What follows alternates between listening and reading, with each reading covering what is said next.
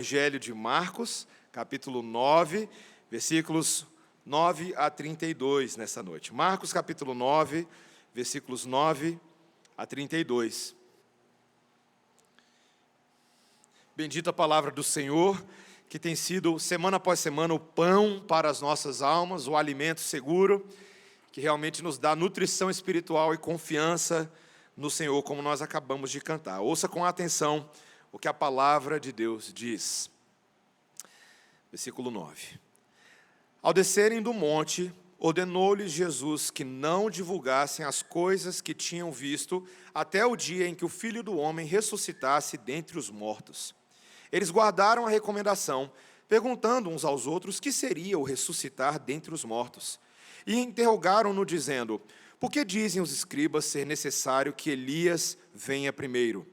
Então ele lhes disse: Elias, vindo primeiro, restaurará todas as coisas. Como, pois, está escrito sobre o Filho do Homem, que sofrerá muito e será aviltado? Eu, porém, vos digo que Elias já veio, e fizeram com ele tudo o que quiseram, como a seu respeito está escrito. Quando eles se aproximaram dos discípulos, viram numerosa multidão ao redor, e que os escribas discutiam com eles. E logo toda a multidão, ao ver Jesus, tomada de surpresa, correu para ele e o saudava. Então ele interpelou os escribas: que é que discutíeis com eles? E um dentre a multidão respondeu: Mestre, trouxe-te o meu filho, possesso de um espírito mudo. E este, onde quer que o apanha, lança-o por terra, e ele espuma, rilha os dentes e vai definhando. Roguei a teus discípulos que o expelissem, e eles não puderam. Então Jesus lhes disse: ó geração incrédula, até quando estarei convosco? Até quando vos sofrerei? Trazei-mo. E trouxeram-lhe. Quando ele viu a Jesus, o espírito imediatamente o agitou com violência, e caindo ele por terra, revolvia-se espumando. Perguntou Jesus ao pai do menino: há quanto tempo isso lhe sucede? Desde a infância, respondeu. E muitas vezes o tem lançado no fogo e na água para o matar. Mas se tu podes alguma coisa, tem compaixão de nós e ajuda-nos. Ao que lhe respondeu Jesus: se podes, tudo é possível ao que crê. E imediatamente o pai do menino exclamou com lágrimas: eu creio, ajuda-me na minha falta de fé. Vendo Jesus que a multidão concorria, repreendeu o espírito imundo, dizendo-lhe: espírito mudo e surdo, eu te ordeno, sai desse jovem e nunca mais tornes a ele. E ele, clamando e agitando-o muito, saiu, deixando-o como se estivesse morto, a ponto de muitos dizerem: morreu. Mas Jesus, tomando-o pela mão, o ergueu, e ele se levantou. Quando entrou em casa, os seus discípulos lhe perguntaram em particular: por que não podemos nós expulsá-lo? Respondeu-lhes: esta casta não pode sair, senão por meio de oração e jejum. E tendo partido dali, passavam pela Galileia, e não queria que ninguém o soubesse, porque ensinava os seus discípulos e lhes dizia: o Filho do Homem será entregue nas mãos dos homens, e o matarão, mas 3 dias depois da sua morte, ressuscitará. Eles, contudo, não compreendiam isto e temiam interrogá-lo. Esta é a palavra de Deus. Vamos orar, irmãos. Santo Deus, nós queremos aprender muito com o Senhor aqui nesta noite. Queremos que o Senhor venha fortalecer a nossa fé e que o Senhor abra o nosso entendimento, abra o nosso desejo pelo Senhor também, nosso apetite pela Tua palavra, para que esta palavra dentro de nós encontre morada, finque raiz no nosso coração e ali gere frutos para a vida eterna, frutos de uma vida renovada, frutos de uma fé obediente. Cumpre em nós essas palavras e cria dentro de nós, Senhor, o desejo pelo Teu reino, em nome de Jesus. Amém. Meus irmãos, a frase, a religião cristã é essencialmente sobrenatural. A religião cristã é essencialmente sobrenatural. Ela foi dita por um homem chamado Gresham Machen, um presbiteriano, um pastor presbiteriano, no início do século passado, lá nos Estados Unidos, ali na região da Filadélfia. E é uma frase que ela tinha uma importância muito grande em relação ao momento espiritual que o evangelicalismo norte-americano estava passando no início do século passado. Gresham Machen, um presbiteriano, precisou dizer que a religião bíblica é sobrenatural, porque era exatamente isso que estava sendo atacado pelo liberalismo teológico, não somente nos Estados Unidos, mas desde o século XVIII, com o desenvolvimento do humanismo europeu, das filosofias. Um dos grandes efeitos do pensamento filosófico europeu foi atacar a religião cristã justamente naquilo que diz respeito à sua sobrenaturalidade. A religião cristã, baseada na palavra de Deus, sempre foi uma fé que afirmou que Cristo ressuscitou dos mortos, que Ele veio a este mundo nascido de uma virgem, Maria, de que Deus criou o mundo em 6 dias, descansou ao 7º, tudo a partir do nada, pela força do seu poder, e por aí vai. A religião cristã sempre foi essa, sempre foi uma religião de afirmações sobrenaturais. Então, aqui para fazer uma observação bem cautelosa e bem generosa também. Crer no sobrenatural não é um privilégio de pentecostal. Crer no sobrenatural é a essência da fé bíblica. É isso que nós cremos.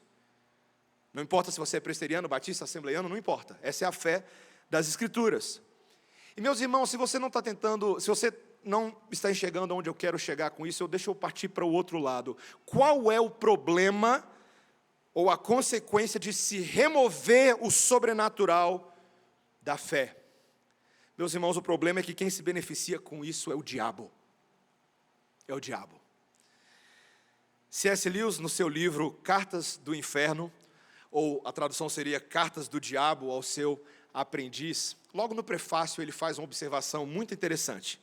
Ele diz o seguinte, já antecipando aquela conversa fictícia que existe ali entre um diabão e o seu sobrinho, o diabinho, certo? E aí naquela conversa ele diz assim: há 2 erros iguais e opostos em que nossa raça pode cair a respeito dos demônios. Uma é não acreditar em sua existência. A outra é acreditar e sentir um interesse excessivo e doentio por eles. Eles mesmos, então, os demônios, ficam igualmente satisfeitos com ambos os erros e saúdam tanto um materialista quanto um mago com o mesmo prazer. Quando nós não temos um entendimento claro sobre a essência da nossa fé, na sua sobrenaturalidade, quando nós negamos isso, quem sai vencendo é Satanás. Porque o engano dele neste mundo consiste em levar as pessoas a acreditarem que a fé cristã não é uma fé sobrenatural, ela é uma fé comportamental, ela é uma fé ética, ela é uma fé apenas de usos e costumes religiosos.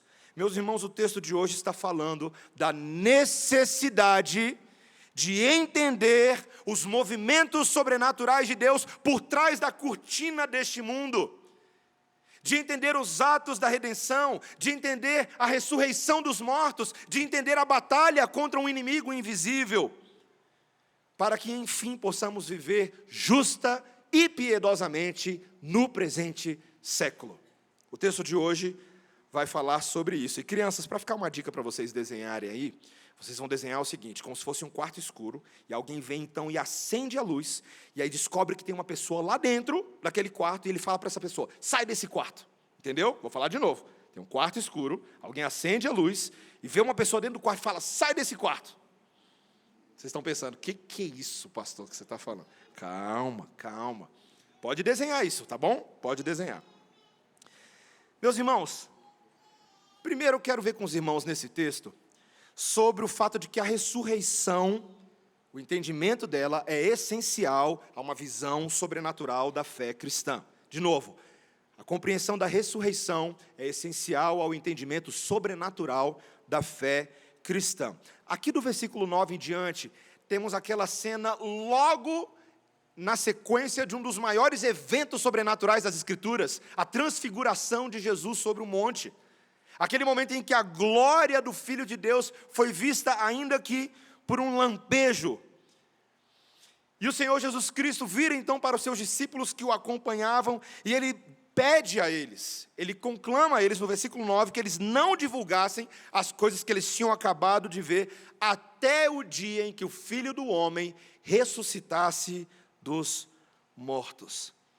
Meus irmãos, o Senhor Jesus Cristo aqui, Ele está num processo de revelar a sua glória, e esses homens não entendiam a sua missão messiânica.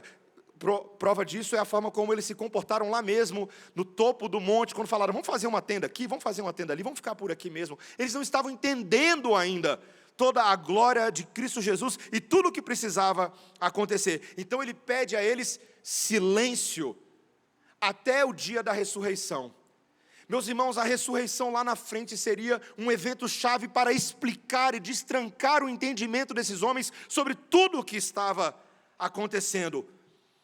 Inclusive, um comentarista histórico desse texto diz: apenas a partir da perspectiva da ressurreição, eles poderiam entender a transfiguração e poderiam proclamar a obra de Cristo corretamente. E os discípulos acataram. Veja, eles não questionaram Jesus, não debateram com Jesus, mas eles ficaram numa discussão entre eles.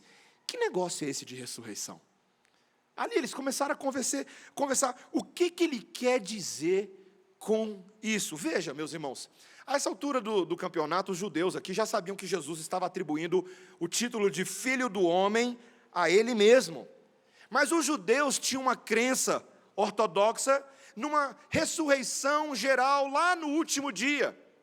Uma coisa que aconteceria ainda de uma forma muito distante. Então eles não estavam entendendo o que Jesus queria dizer com isso. Será que Jesus estava falando daquela mesma ressurreição que a filha de Jairo passou, quando ele levantou ela dos mortos? Eles estavam, meus irmãos, um tanto surpresos com essas falas de Jesus sobre a sua própria morte e ressurreição. E então eles trazem um questionamento a Jesus. Veja no versículo 11, interrogaram-no dizendo: por que dizem os escribas ser necessário que Elias venha primeiro? Eles estão tentando entender isso. Para muitos deles, esse negócio de Elias era alguma aparição sobrenatural que ia acontecer lá no futuro. Mas também era estranho, porque Elias tinha acabado de aparecer sobre o monte, junto com Jesus, naquela visão da transfiguração. E veja, meus irmãos, Jesus explica para eles: sim, é necessário que essas coisas se sucedam. Realmente, Elias, veja o que ele diz no versículo 12, era aquele que vindo primeiro restauraria todas as coisas, ou restaurará todas as coisas, é a frase dele. Mas Jesus acrescenta uma informação no entendimento deles falto. Ele diz: como, pois, está escrito sobre o Filho do Homem, que sofrerá muito e será aviltado, será rejeitado, maltratado. Aparentemente, meus irmãos, esses judeus pensavam que quando o Filho do Homem viesse para trazer o seu reino de glória, ele não teria que sofrer, esse Messias não passaria por nenhum tipo de problema, e Elias prepararia esse caminho de glória. Mas Jesus está falando: o entendimento de vocês está errado. Não só está errado porque Elias não virá no futuro. Ele diz no versículo 13: eu, porém, vos digo que Elias já veio. Meus irmãos, ele não está falando lá daquele primeiro Elias, nos dias de Acabe e todas aquelas pessoas. Ele está falando de João Batista. Você lembra aqui no Evangelho de Marcos e nos outros evangelhos, a quantidade de vezes que Jesus se referiu a João Batista como um Elias, como um profeta que prepararia o caminho do Messias.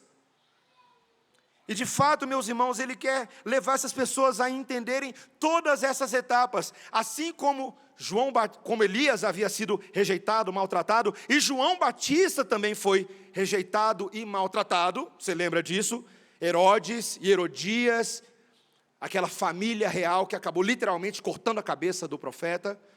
Mas Jesus está falando: assim como esses profetas sofreram, também é necessário que o Filho do Homem, para cumprir a sua missão, sofra. Ele vai passar por sofrimento, ele vai passar por morte e ele vai passar por ressurreição. Todas essas etapas são importantes para vocês entenderem a obra do Messias, e sem essas etapas não há um claro entendimento sobre o que Jesus veio para fazer. Meus irmãos, eu não quero dificultar muito para vocês, deixa eu tentar facilitar. O que Jesus está mostrando aqui é que o problema hoje em dia é que muitas pessoas tentam compreender a fé cristã, a obra de Jesus, sem entender as etapas do que ele veio cumprir. Muita gente quer um cristianismo sem a ressurreição de Jesus, sem o aspecto da ressurreição. Nós podemos ter a fé cristã, é o que os liberais no final do século XIX, início do século XX falavam. Nós podemos ter a fé cristã sem a ressurreição. Nós podemos ter a fé cristã sem qualquer desses aspectos sobrenaturais que claramente a ciência já está dizendo que são impossíveis de acontecer. Pois, como pode um homem ressuscitar dos mortos? Como pode, de verdade, vocês aí, crentes, presbiterianos, afirmarem que alguém pode nascer de uma virgem, ou alguém pode fazer uma mão ressequida ser curada sem nenhum tipo de intervenção científica? Meus irmãos, o grande problema é que as pessoas querem uma fé cristã sem os elementos que a definem. E criam um Jesus alternativo para si mesmos. Eu ouvi outro dia a história, isso é bem parecido com a história do homem que estava no Louvre, lembra aquele museu que tem lá na França? E aí ele está passeando no Louvre, vendo todos aqueles quadros famosos nos livros de arte, de história, e fala, tudo aqui. Aí de repente ele vê um quartinho que ninguém está dando atenção, e ele entra, e ele acha que ele descobriu alguma coisa nova, tem uma pintura ali, e ele fica olhando para aquela pintura, são apenas alguns rabiscos, e ele fica vendo aquilo ali e fala assim, isso aqui que é arte, eu não sei nem o que significa, mas olha que legal, que diferente, que coisa maravilhosa. Eu descobri uma coisa que ninguém dá atenção nesse museu, olha o que eu acabei de encontrar. E então entra um homem da segurança e pendura uma plaquinha, pinturas não finalizadas. E aí ele fica todo constrangido e fala assim, preciso procurar uma pintura finalizada. Meus irmãos, tem muita gente olhando o cristianismo como se fosse uma pintura não finalizada, extraindo o que faz bem para ele mesmo. Eu gosto tanto do aspecto comportamental do cristianismo. Eu lembro uma vez, numa tentativa minha de evangelização, quando eu era ainda adolescente, saí com um grupo da Mocidade para Cristo do Brasil e fomos evangelizar num lugar, e conversei com uma mulher ali por um tempo, e ela falou assim, eu admiro muito vocês cristãos. É mesmo, vocês cristãos, vocês são maravilhosos. Como vocês são pessoas boas. Como vocês são pessoas educadas. Como vocês são pessoas que tratam bem uns aos outros. E meus irmãos, tudo isso é verdade, mas isso não é o cristianismo. A visão dela de admiração por cristianismo era só essa. E aí eu fiz então o teste de fogo. Eu falei assim, mas no cristianismo nós cremos que Jesus ressuscitou dos mortos para nos dar o perdão dos pecados. Aí ela, eu penso um pouquinho diferente disso. Eu vou lá no meu grupo espírita, eu tenho lá minhas coisas. Está vendo? Ela gosta de algo. E as religiões fazem isso. Os líderes das religiões fazem isso com o cristianismo. Allan Kardec fez isso. Líderes asiáticos fazem isso. Eles pegam os aspectos do cristianismo que apetecem a sua visão de salvação e pregam isso para as pessoas. Pinturas incompletas. Para ter o cristianismo bíblico, você precisa da crença, presta atenção que eu vou te falar aqui do Evangelho.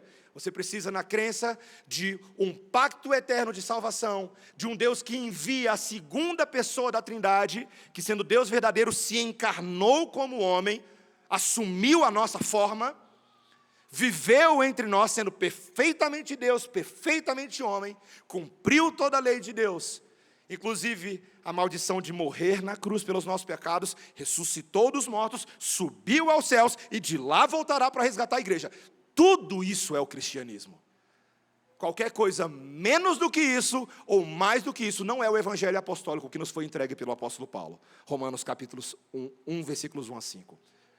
Qualquer coisa menos do que isso, ou mais do que isso, não é a verdadeira fé. É um quadro incompleto e é um quadro egoísta. E meus irmãos, se é verdade, por um lado, que as pessoas não têm enxergado com clareza as etapas da fé cristã, por outro lado, eu e você só seremos capazes de contemplar a beleza da obra de Deus por nós, quando nós olharmos todas essas etapas. Quando você aprender o significado e a importância de cada uma delas para a sua vida. Meus irmãos, em outras palavras, nós somos incentivados a estudar cristologia, viu? Entender essas partes.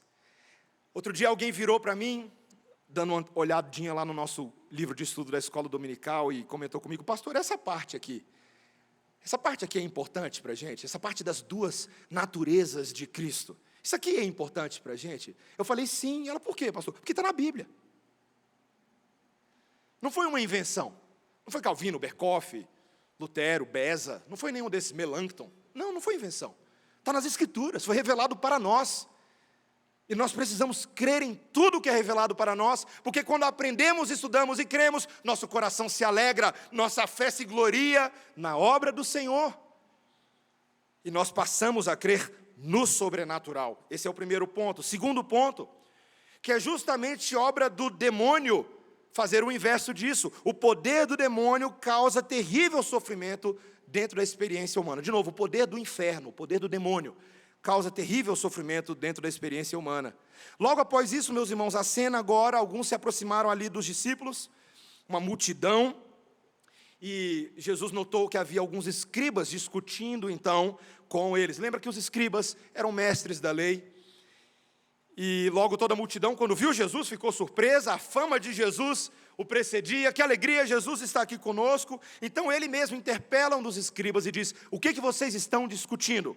E ali um da multidão se vira para Jesus e fala: mestre, é o que está aí no versículo 17, veja comigo: mestre, trouxe-te o meu filho possesso de um espírito mudo, e este onde quer que o apanha, lança-o por terra, e ele espuma, rilha os dentes e vai definhando.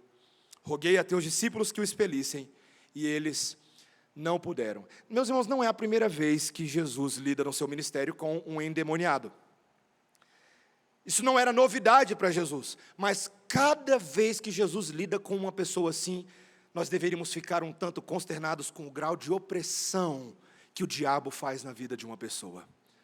Meus irmãos, a descrição desse jovem, dessa criança, é que ele era lançado por terra e espumava pela boca. E aqui eu fui depois dar uma olhadinha num comentário, essa expressão, rilhando os dentes e vai definhando. Tem uma doença hoje em dia que é chamada de, não sei se eu chamaria de doença, mas existe uma característica chamada bruxismo. E aí as pessoas ficam arranhando os dentes uns nos outros e os dentes vão desgastando. Aparentemente é isso que estava acontecendo com esse jovem. E aqui eu quero só acrescentar um comentário que eu julgo que é muito importante, meus irmãos, porque essas convulsões que este jovem estava tendo, se alguém olhasse ali pela descrição do texto, nos pareceria o que a gente tem hoje do diagnóstico de uma epilepsia. E alguém poderia simplesmente assumir que essa aqui era uma doença convencional que esse jovem está passando. Que se ele tivesse o tratamento médico adequado, ele seria curado, ou seria tratado e acompanhado nessa epilepsia.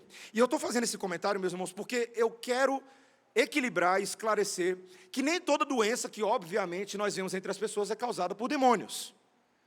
Uma epilepsia pode ser apenas uma epilepsia, e ter as características de uma epilepsia, e pode ser tratada como tal também, uma doença no corpo. Então nós, quando temos uma pessoa que é epiléptica ou lida com qualquer outra doença dessa natureza, ela pode procurar o tratamento médico adequado. Mas, ao mesmo tempo, nós estamos afirmando que certas doenças e certas características podem ser causadas por demônios.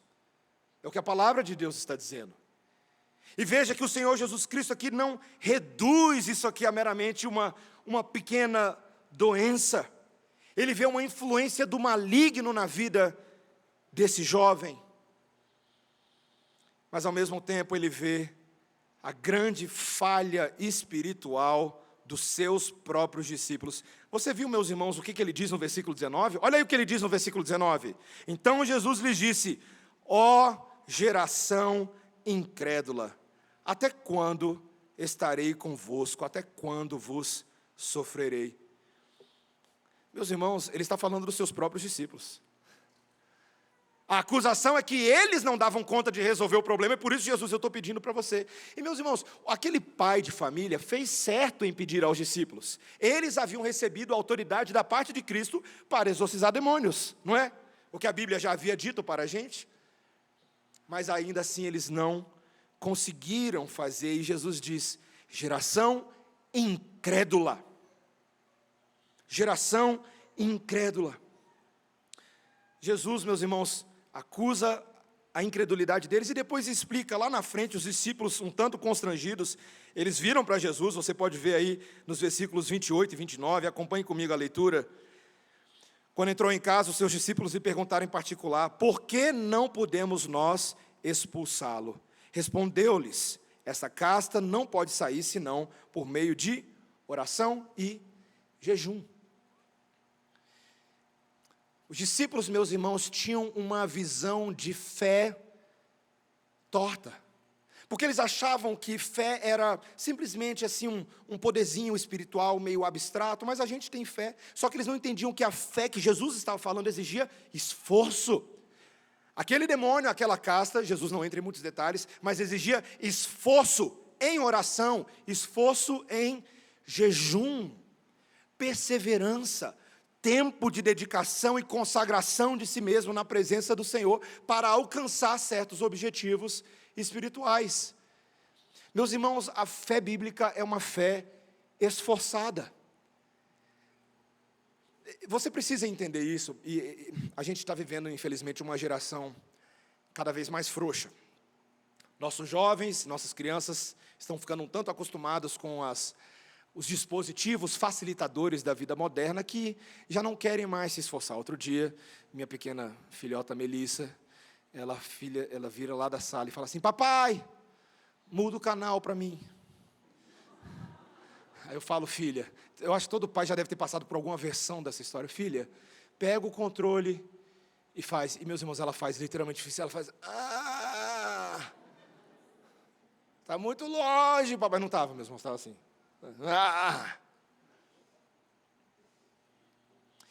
E se nós temos uma geração fraca, e me permita falar isso, nós não entendemos que muitas vezes para a manutenção dos valores de um país, de uma nação, para que essa nação possa se estabelecer em meio a outras nações, isso exige esforço, exige preparação militar muitas vezes. Israel foi ensinado sobre isso, e o Senhor se chamava Senhor dos Exércitos, para lembrá-los que eles, como sacerdotes israelitas, eram uma nação de soldados. Meus irmãos, existe sim um tipo de batalha que está acontecendo nesse mundo, que emprega as ações do maligno na mente de tantas pessoas cativas. Talvez você não lide todos os dias com pessoas endemoniadas nesse sentido aqui da palavra, pessoas que se jogam no chão e rolam de um lado para o outro, mas existem milhares de pessoas que se encontram sobre a opressão e a escravidão das garras de Satanás fincadas na sua mente, escurecendo o quarto da sua mente e da sua consciência. E para entrar nessa batalha pelas mentes e corações, exige esforço, igreja, oração, jejum. Alguns anos atrás, quando nós do conselho estávamos também passando no nosso país por uma outra situação de convulsão social, foi na época do Não é pelos 20 centavos, nós ainda éramos uma congregação, e ali a gente no conselho começou a conversar sobre convocar a igreja a orar sobre esse assunto. E aí, folheando o diretório de culto de Westminster, nós vimos ali, dentro da nossa tradição reformada, o lugar da oração e o lugar do jejum. Existem certas calamidades, existem certos movimentos que são percebidos na forma espiritual como as coisas acontecem, que carecem que a igreja se esforce em oração e em jejum. E o Senhor Jesus Cristo estava chamando aqueles e estava nos convocando, porque se isso não acontecer, meus irmãos, o que resta é uma multidão de pessoas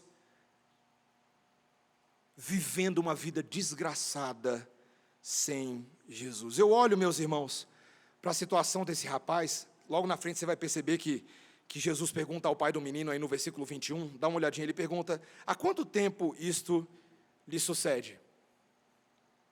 E aí ele fala: desde a infância. Olha o que ele diz, meus irmãos, eu quero que todos aqui, não somente os pais, mas eu quero que toda a igreja perceba o peso do que Satanás está fazendo aqui na vida de uma criança. Olha o versículo 22. E muitas vezes o tem lançado no fogo e na água para o matar. Sei que é difícil pregar um pouco isso quando temos crianças presentes aqui, mas eu não vou mentir para as crianças, não. É o que está escrito na Bíblia, crianças. O diabo faz isso. Ele quer destruir a gente. Quer destruir nossas famílias, quer destruir nossa forma de pensar. E todos nós estamos sendo ensinados a encarar esse assunto com seriedade. Papais, nós estamos sendo ensinados a encarar esse assunto com seriedade. Esse é um pai diante de Jesus, falando: Jesus, ajuda o meu filho. Eu pergunto a você, pai e mãe, você tem levado os seus filhos em oração e jejum à presença daquele que tem poder para reverter o poder da morte? Pais que só acordam lá na tardia adolescência, quando ligam para o pastor tarde da noite, ou vem no gabinete em cima da hora e fala assim: pastor, estou aí com meu filho entrando na faculdade, não sei o que fazer com ele. Meu filho pensa assado, meu filho gosta de assado. Mas você nunca conversou, você nunca gastou tempo, você nunca nem orou nem pelo e nem com ele. Isso acontece, meus irmãos. Nós queremos filhos crentes, e a gente acha que você vai ter só filho crente só se eu levar ele na igreja no domingo. Não. Não. É ensinar o filho a orar, a ter intimidade com Jesus, a falar de Jesus e com Jesus de manhã, de tarde, de noite, na hora de levantar, na hora de deitar, ao redor da mesa. É não fingir para o seu filho que esse mundo é um coloridinho sem problemas. Não, meus irmãos. Porque o que Satanás quer de nós é isso, não é? Meus irmãos, deixa eu fazer uma comparação com a história de Papai Noel aqui. Não vou entrar nela porque já tomei bronca de alguns pais aqui na igreja, mas deixa eu fazer uma comparação. Eu anotei uma frase aqui. O pastor Ligon Duncan disse o seguinte: talvez uma das maiores estratégias de sucesso e engano do inimigo seja nos fazer acreditar de que não existe inimigo. De novo, talvez uma das maiores estratégias de sucesso e engano do inimigo seja nos fazer acreditar de que não existe inimigo. Quando você cria os seus filhos numa redoma de consciência, e que você protege eles tanto a ponto de não compartilhar com eles, em maturidade e sabedoria, o que eles precisam aprender para a vida e para a piedade, de que a nossa luta não é contra carne ou sangue, mas é contra principados, potestades e dominadores deste mundo tenebroso, a saber, as forças malignas do mal. Porque você vai ter que falar isso com seus filhos em algum momento. Se você faz leitura bíblica em família, com a sua casa, em algum momento você vai ter que ler isso. E aí o seu filho vai perguntar para você: papai, o que é o diabo? E aí o que você vai fazer? Papai, o que é o inferno?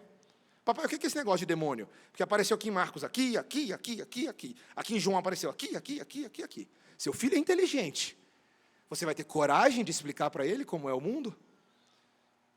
Porque se nós não fizermos isso, meus irmãos, o inimigo vence. O inimigo perpetua, forma incrédula, ateísta, humanista, cínica de pensamento neste mundo. E aí o seu filho começa a achar que não tem problema em pecar, não tem problema em mentir, não tem problema em andar com certas companhias porque não é assim tão errado. Não tem problema em colar numa prova. Não tem problema ver coisa escondida no computador do papai, contanto que o papai não esteja olhando, não está acontecendo, que os olhos não veem, o coração do papai não sente. Meus irmãos, e nisso o inimigo vai perpetuando a forma do engano. Falo assim, meus irmãos, com dureza e firmeza, porque é o tipo de mensagem que nós precisamos ouvir para acordar. Eu não vou entrar num mérito de juízo político sobre o nosso país nesse momento, apesar de que eu poderia. Mas, meus irmãos, não caia, presta atenção no que eu vou te falar aqui agora.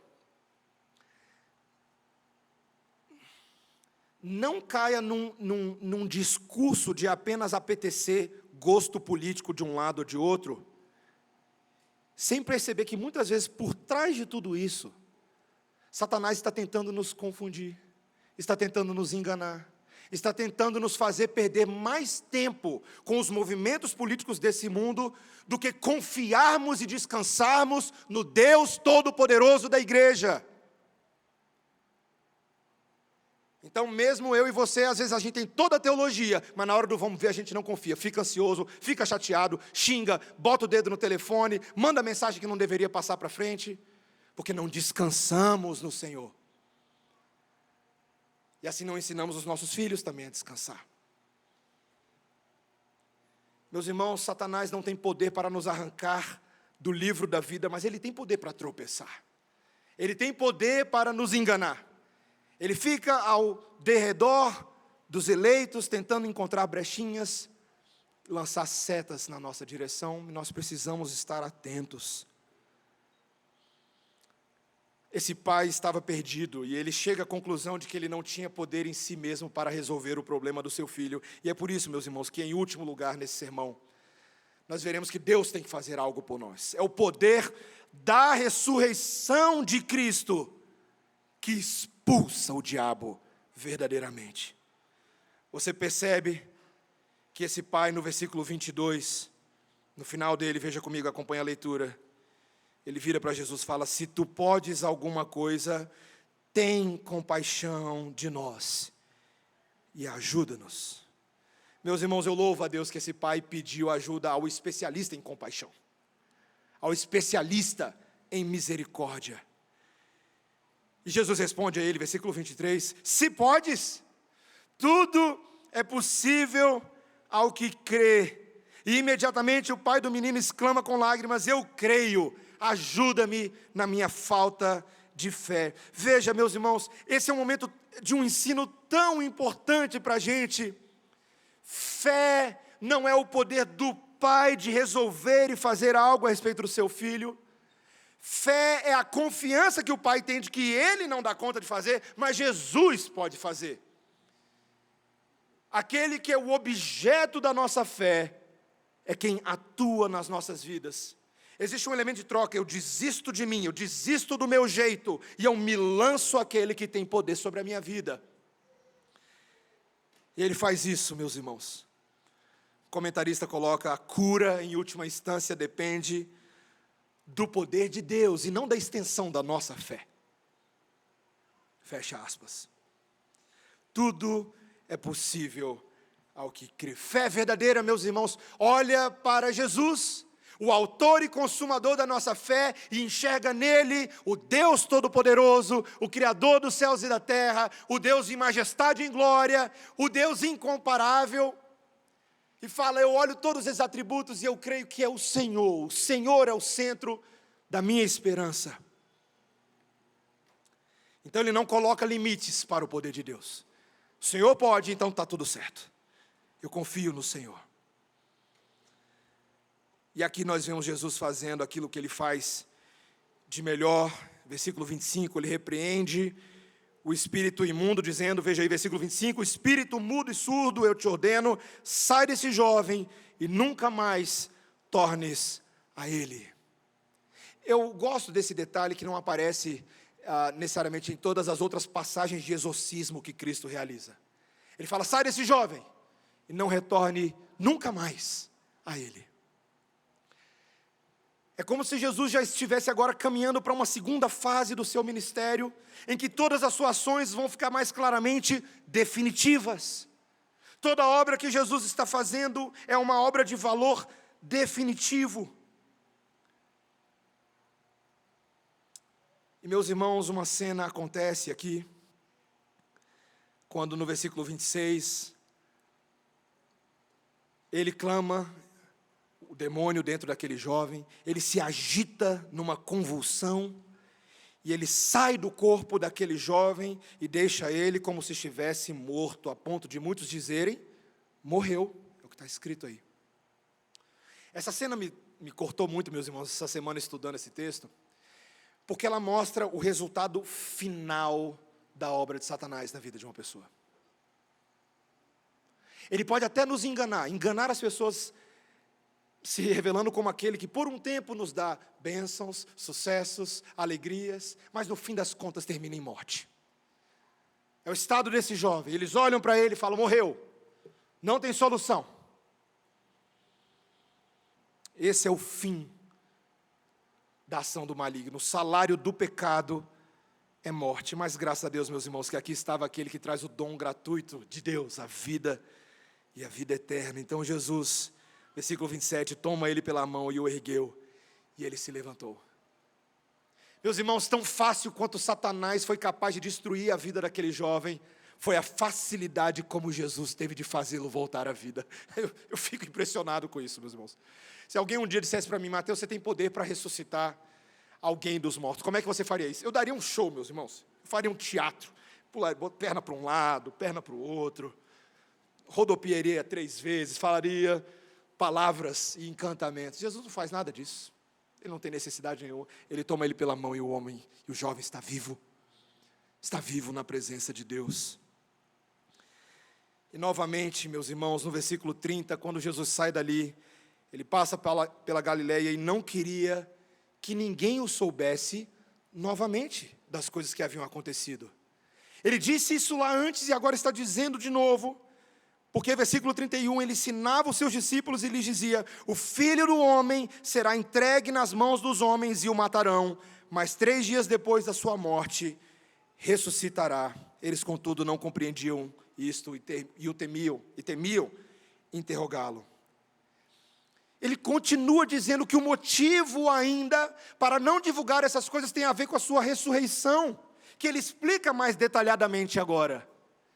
Que ele haveria de sofrer pela mão da liderança judaica, que ele seria entregue injustamente, que ele seria morto, mas depois de 3 dias, precisamente, ele ressuscitaria dos mortos.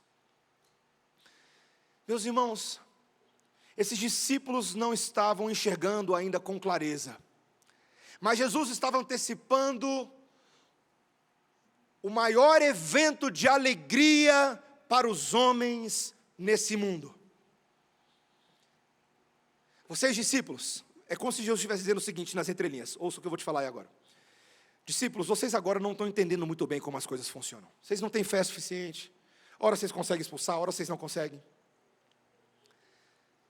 Vocês precisam de fé. Mas vai haver algo que eu vou fazer por vocês. Eu trarei uma vitória definitiva sobre a ação de Satanás. Através do que eu estou prestes a fazer daqui a alguns dias, Satanás vai levar um golpe como ele nunca levou. Ele vai ser lesionado, ele vai ser estragado de uma maneira irreversível. Eu vou conquistar por meio da minha obra, por meio da minha morte, por causa da morte, por causa do pecado eu vou morrer. Mas eu vou ressuscitar.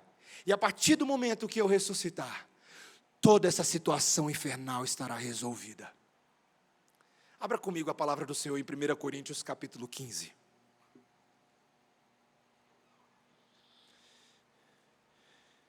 Final de 1 Coríntios, ou final do penúltimo capítulo,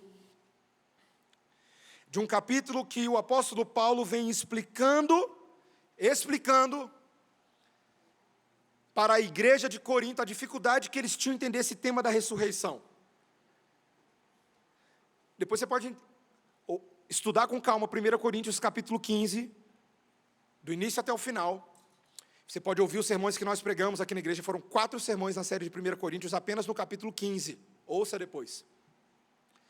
O apóstolo Paulo vem basicamente explicando que o evangelho de Cristo Jesus, para ele ser corretamente entendido, precisa passar pela ressurreição, é a grande tese do capítulo 15. Alguns não acreditavam na ressurreição. Mas, meus irmãos, a ressurreição era essencial, por causa do que Paulo explica no final. Veja o que ele diz agora, no versículo 50, eu vou ler alguns versículos para você, preste atenção, 1 Coríntios 15, 50. Isto afirma, irmãos, que a carne e o sangue não podem herdar o reino de Deus, nem a corrupção herdar a incorrupção. Então, meus irmãos, Paulo está dizendo, o homem no seu estado natural, caído, sob o domínio das trevas, afetado pelo maligno, ele não pode herdar o reino de Deus. Deus é santo. Como é que eu posso entrar no lugar de alguém que é totalmente santo e puro nessa condição? Não tem comunhão. Ok? Então Paulo está dizendo, isso aqui está no centro. Agora o versículo 51. Eis que vos digo um mistério. Nem todos dormiremos, mas transformados seremos todos, num momento, num abrir e fechar de olhos, ao ressoar da última trombeta. A trombeta soará, os mortos ressuscitarão incorruptíveis, e nós seremos transformados. Para resolver esse problema da corrupção que nos afeta, no nosso coração, o pecado que tem nas mentes nos assedia, Deus precisa trazer uma trombeta de transformação. Ele precisa mudar a condição dos homens. E alguns mesmo sequer passariam pela própria morte física, alguns seriam transformados. Versículo 53, porque é necessário que este corpo corruptível se revista da incorruptibilidade e que o corpo mortal se revista da imortalidade. Se por um lado em Adão, o nosso cabeça federal, nós fomos herdeiros da corruptibilidade, no novo Adão, o último Adão, Cristo Jesus, um novo homem, nós somos herdeiros da incorruptibilidade. De um estado completamente novo. Versículo 54. E quando este corpo corruptível se revestir de incorruptibilidade, e o que é mortal se revestir de imortalidade, presta atenção, meus irmãos, porque agora ele vai citar Isaías. Então se cumprirá a palavra que está escrita: tragada foi a morte pela vitória. Ressurreição e vitória. Sem ressurreição não tem vitória. Como é que eu sei, presta atenção, como é que eu sei que de fato o coração da fé cristã é a esperança de todos os tempos? Como é que eu sei? Não bastaria Jesus ter falado o que ele falou, curado quem ele curou, amado quem ele amou, perdoado quem ele perdoou. Para que eu soubesse que essa vitória sobre a morte é concreta, era necessário ressurreição. E é disso que Jesus está falando. Daqui a um tempo, eu vou ressuscitar. E se eu ressuscitar, aqueles que creem em mim, ressuscitarão comigo. Isso é uma tremenda vitória, meus irmãos. O 55 para mim é o grito da Copa do Mundo esse aqui. Ó 55, onde está, ó morte, a tua vitória? Onde está, ó morte, o teu aguilhão? O aguilhão da morte é o pecado, e a força do pecado é a lei. Graças a Deus que nos dá a vitória por intermédio de nosso Senhor Jesus Cristo. Meus irmãos, essa é uma mensagem.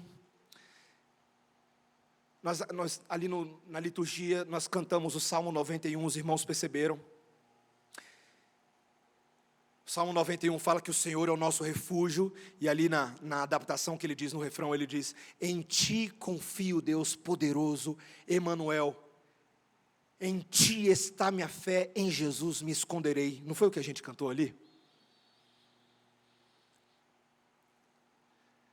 Quem está em Cristo, quem está oculto em Cristo, está nele. A partir do momento que ele se manifesta, nós nos manifestamos com ele. É isso que ele falou. Colossenses capítulo 3, versículo 3. Quando ele se manifesta, nós nos manifestamos. E qual é o resultado disso, meus irmãos? Quando a ressurreição aconteceu, nos dias dos apóstolos, até aquele momento era silêncio, não compartilhem disso com ninguém, não fala. Mas, meus irmãos, o que aconteceu com aqueles apóstolos quando Jesus ressuscitou dos mortos? Destrancou a língua deles. Você já leu o livro de Atos? Já? Já leu o livro de Atos? Pega depois, dá uma lida assim no livro de Atos, de capa a capa, rapidinho, numa sentada. Você vai ver que eles não conseguiam parar de falar sobre uma coisa, senão que Cristo ressuscitou dos mortos. Esse era o centro da evangelização apostólica. De novo, o centro da evangelização apostólica é a ressurreição dos mortos. Porque com ela vem a vitória sobre o pecado, com ela vem a vitória sobre o diabo, com ela vem a vitória sobre os poderes desse mundo. E por isso, meu irmão, minha irmã, eu quero conclamar que você comece a falar da ressurreição de Jesus aos quatro cantos. A língua já está destrancada, já foi, não tem mais regra para falar. O pastor disse hoje à noite que não é para falar disso, é só para manter entre a gente. Não tem. É para falar com todo mundo. Esse é o distintivo. Presta atenção. Presta atenção. Esse é o distintivo em relação. Eu vou falar uma coisa no final que vai chocar vocês. No início não vai, mas no final vai. Esse é o distintivo em relação ao espiritismo, ao budismo, ao islamismo, ao confucionismo, ao testemunho de Jeová.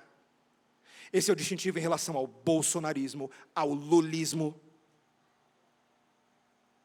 Essa é a pregação, essa é a esperança, essas são as boas novas. Homens humanos não podem trazer isso. O Senhor do universo pode trazer ressurreição. Essa é a pregação. Gaste mais tempo falando disso do que você fala das outras coisas. Quero terminar meu sermão falando daquilo que eu tenho evitado falar um pouco nos últimos dias. Meu sogro faleceu tem 1 semana e meia. E, meus irmãos, tem sido difícil lá em casa. Está sendo difícil para minha esposa, está sendo difícil para minha sogra, está sendo difícil para minha cunhada. Está sendo difícil para todo mundo. Tem duas coisas nesse momento que, em meio à nossa dor, trazem, entre várias outras coisas, mas duas coisas que trazem alegria que perpassa e surpassa toda dor e toda lágrima. Uma delas era a convicção que o meu sogro tinha na ressurreição dos mortos. Seu Jair, para quem já conheceu ele aqui, ele era o nosso presbiteriano pentecostal de plantão, né? Ali ele estava sempre na escola dominical, levantando as mãos, dando os glória a Deus dele no meio do culto, deixando o genro dele constrangido no sermão. Meu sogro tinha uma esperança muito clara na ressurreição. Nas últimas semanas, antes dele falecer, nós combinamos que eu iria visitá-lo uma vez por semana, então eu ia toda quarta-feira à tarde e eu me sentava com o meu sogro. E, meus irmãos, eu olhei, a gente viu o meu sogro definhando, a gente viu o meu sogro sair de, basicamente, um homem que pesava quase 90 quilos para um homem que, no fim, passou a pesar 52, 53, por aí. E eu via ele definhando, a gente via, e a gente não queria aceitar, e a gente sabia que estava difícil. E era muito difícil, meus irmãos. Mas dentro do quarto comigo, eu nunca vi o meu sogro reclamar. E todas as vezes que a gente estava fazendo devocional, que eu falava alguma coisa ali meio pela obrigação moral de falar alguma coisa para confortar o coração do meu sogro, ele vinha com uma fé muito mais viva e muito mais esperançosa, que no final das contas quem saía de lá consolado era eu. Quantas vezes o meu sogro ali, ele falou assim, calma, Mateus, está tudo tranquilo. Eu querendo chorar, e ele, calma. E ele confiava em Deus e falava disso até o último dia. Falou para a fisioterapeuta, falou para o pessoal da ambulância que ia lá ver. Ele falou de Jesus, falou. Então a viva esperança do meu sogro é algo que nesse momento me estimula a fé no meio do luto e da dor, a esperança da ressurreição. A segunda coisa, fechando aqui, é a minha filha Melissa. Eu comentei hoje com a dona Eudalva. Minha filha, meus irmãos, nesses dias, na hora que ela recebeu a notícia, foi muito difícil da gente contar para ela que o vovô tinha morrido. A gente não sabia como fazer isso. E na hora, ela chorou muito. E na hora ela falou assim, mas eu queria ter despedido do vovô. E ela tinha despedido, ela não lembrava, a gente tinha levado ela segunda-feira, porque o seu Jair tinha chamado todo mundo para despedir, ela despediu, mas ela queria ter despedido mais uma vez, uma última vez. Mas, meus irmãos, ali depois daquele momento que ela chorou, girou uma chave na Melissa. E ela, agora, nesse momento, ela só fala assim, vovô está na presença de Jesus. Ok, então, vovô está lá, nós estamos aqui. E o tempo inteiro o discurso da minha filha é dentro dessa perspectiva. Papai, quando que a gente vai ver o vovô? Filha, calma, não sei. Calma, filha, eu não sei. Papai, quando é que a gente vai ver o vovô? Não sei, filha, não sei quando Jesus vai levar a gente para ver o vovô. Ela, tá bom, é que eu estou querendo conversar com o vovô.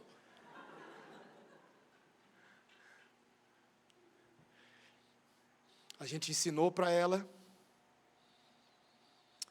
que ela não pode orar mais pelo vovô, porque a gente não ora por aqueles que já se foram, pelos mortos. Mas ainda assim, quando ela tropeça, ela corrige rapidamente na oração e fala, eu não posso orar por isso. Aí ela fala assim, papai do céu, Senhor, conforta o coração da vovó Eudalva, para ela lembrar que o vovô está na presença de Jesus. E ela fala disso, meus irmãos, com uma naturalidade de fé que eu não vejo em muito marmanjo de igreja. A facilidade com que minha filha encara a vida ressurreta em Cristo Jesus deixa a gente de boca aberta. Porque tanto uma criancinha quanto um senhor na beira da morte podem ter a mesma esperança na ressurreição dos mortos. Isso é real, igreja. Isso é vivo.